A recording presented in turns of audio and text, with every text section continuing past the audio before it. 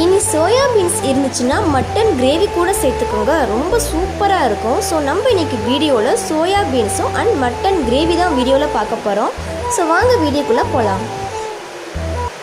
Soya beans நல்லா wash பண்ணிவிட்டு குக்கரில் தண்ணி சேர்த்துட்டு வேக வச்சுக்கோங்க. ஸோ கரெக்டாக வெந்துருச்சா அப்படின்னு சொல்லி செக் பண்ணி பார்த்துக்கோங்க. அதிகமாக வெந்துடக்கூடாது. ஸோ அதனால கரெக்டாக வெந்துருச்சான்னு சொல்லி பார்த்துக்கோங்க.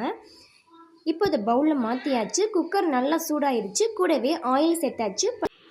இது கூடவே பட்டை கிராம்பு சேர்த்துக்கலாம்.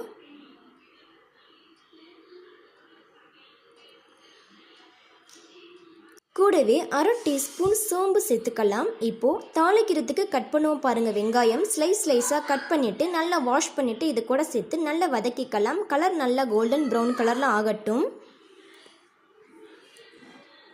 இது கூடவே பழமாக 2 தக்காளி வாஷ் பண்ணி கட் பண்ணி வச்சுருக்கேன். அதை இது கூட சேர்த்துக்கலாம். கூடவே ஜிஞ்சர் பேஸ்ட் சேர்த்துக்கலாம்.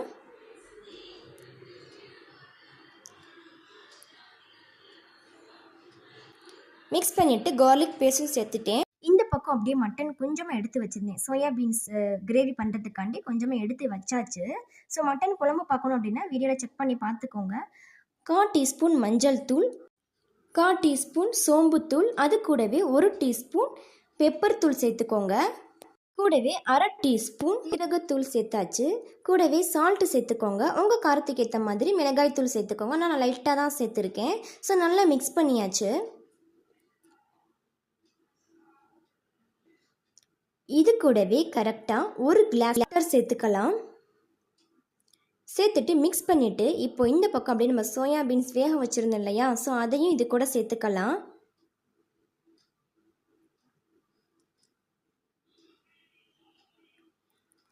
இப்போ நல்லா மிக்ஸ் பண்ணிக்கலாம்.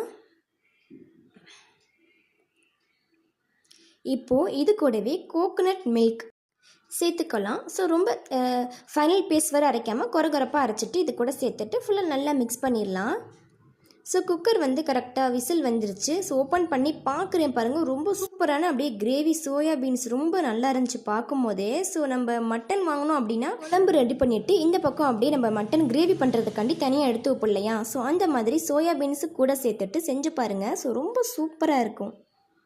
ஸோ கண்டிப்பாக நீங்கள் ட்ரை பண்ணி பார்த்துட்டு எப்படி இருந்துச்சு சொல்லி மறந்துடாமல் கமெண்ட் பண்ணுங்கள். நம்ம சேனலை ஃபஸ்ட் டைம் பார்க்குறீங்களா, லைக் அண்ட் சப்ஸ்கிரைப் பண்ணிக்கோங்க. தேங்க்யூ.